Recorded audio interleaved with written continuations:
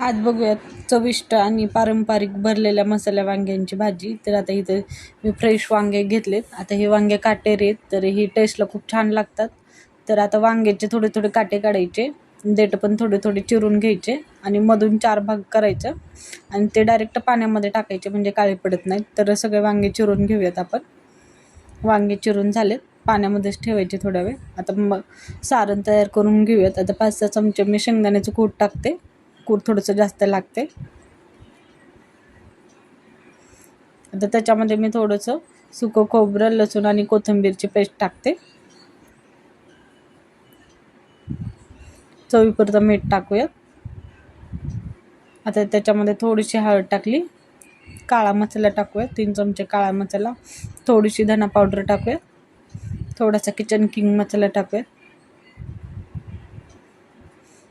आणि थोडीशी कोथिंबीर टाकूयात. आता हे मिक्स करून घेऊयात सगळं सारण. थोडं थोडं पाणी घालून मिक्स करूयात आता सारण. जास्त पातळ नाही करायचं, जेवढं वांग्यामध्ये भरता येईल त्याच हिशोबाने पाणी पण टाकायचं. तयार झाले. आता वांग्यांमध्ये भरून घेऊयात. वांग्यामधलं पाणी काढून घ्यायचं सगळं.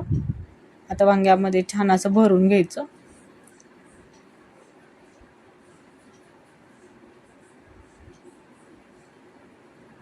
जेवढं बसते तेवढं भरून घेऊयात सगळ्या वांग्यांमध्ये. भरून झाले सगळ्या वांग्यांमध्ये. चला आता फोडणी देऊन घेऊयात. तेल 2 चमचे तेल घेतले. तेल थोडंसं तापले की त्याच्यामध्ये थोडीशी मोहरी टाकूयात, जिरे टाकूयात. जिरे छान फुलले की थोडासा लसूण मी बारीक करून घेतलाय, लसूण टाकूयात. थोडासा कढीपत्ता ॲड करूयात. आता ह्याच्यामध्ये वांगे टाकून घेऊयात आपण सगळे. आता छान तेलामध्ये मिक्स करून घेऊयात वांगे. एकदम हळू हलवायचं, म्हणजे त्यातला मसाला निघणार नाहीये. 2-3 मिनिट हलवून घेऊयात. आता झाकण लावून एक वाफ काढून घेऊयात. हे बघा, वांग्यांचा कलर चेंज झालाय थोडासा, पण आणखी शिजलेले नाही आहेत. आणखीन थोडा वेळ लागेल, 5 ते 10 मिनटं. थोडंसं मिक्स करायचं मध्ये मध्ये, म्हणजे मसाला करपणार नाही.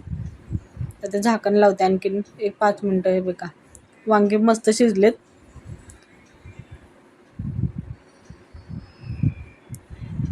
हे बघ, वांगे छान शिजलेत.